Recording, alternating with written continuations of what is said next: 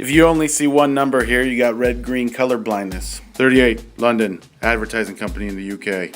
Blazing 38's a band that's got a little bit more popularity than my videos do currently. Apparently the number 38 is prominent in Norse mythology. It represents unnatural bravery and a characteristic of legendary heroes in Norse sagas. If you play Candy Crush or are invited a billion times to Candy Crush like I am, I found a website. Here's level 38, a video that just shows you how to beat every single level. You can stop inviting me now. Unnatural bravery.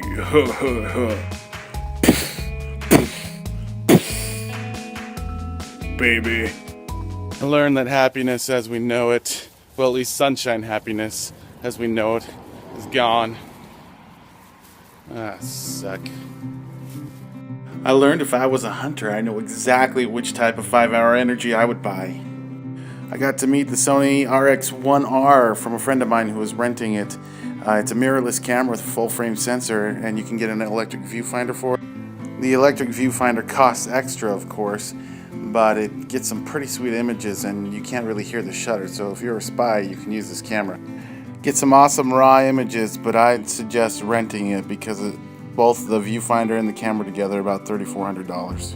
Unless, of course, you have the money. I learned that the Wells Fargo Bank downtown Salt Lake City has little history displays and that I didn't really care that much to keep reading. So, a good friend from high school, Joseph Holtz, he publishes books. Kids books. Kids books. What's some of the names of them? It's called Bedtime Stories My Dad Makes Up.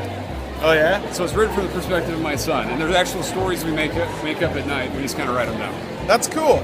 So is there like a website that you guys have for We're this? just on Amazon right now. On Amazon? Okay. Well, so just look it up on Amazon. It's there. You can buy... We'll put a link to it at the bottom of this Kindle video. version and hard copies coming out in a couple weeks. Cool. I'll have to buy it. Thanks, man. Yeah. I used to think that you couldn't adjust your feather size with your secondary color corrections in Final Cut 10, but I was wrong. I learned that you could. You just stretch it out like this. I found the face of the lady who plays Siri. Her name's Susan Bennett, and she just did some voiceover work in 2005. Didn't know what it was for, and she ended up being Siri. And this is what she looks like. And for those of you who haven't seen my other channel, I actually did a video called Siri Side. You should check it out. So I'm here with Rob Elliott, composer extraordinaire. There's my sister-in-law in the back.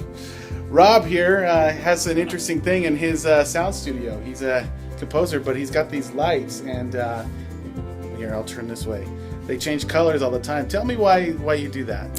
Well, I do that because one of my favorite composers is a gentleman by the name of withL. He lived 100 years ago, and he essentially approached composition and orchestration with color in mind. And his theory is that as color continually evolves, so should music. And so it's a reminder to me to make my music go somewhere and not just be static. So it's that easy and simple. Cool, man. And Rob I talked about it earlier on an earlier day, but Rob just finished composing a movie, a local movie, the Ceratop Approach. So download it. I'll put a link at the bottom of this video. Available on all download sites nearest you.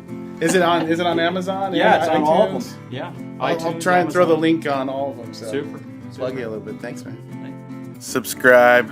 Yep. It's pretty late or early. Subscribe.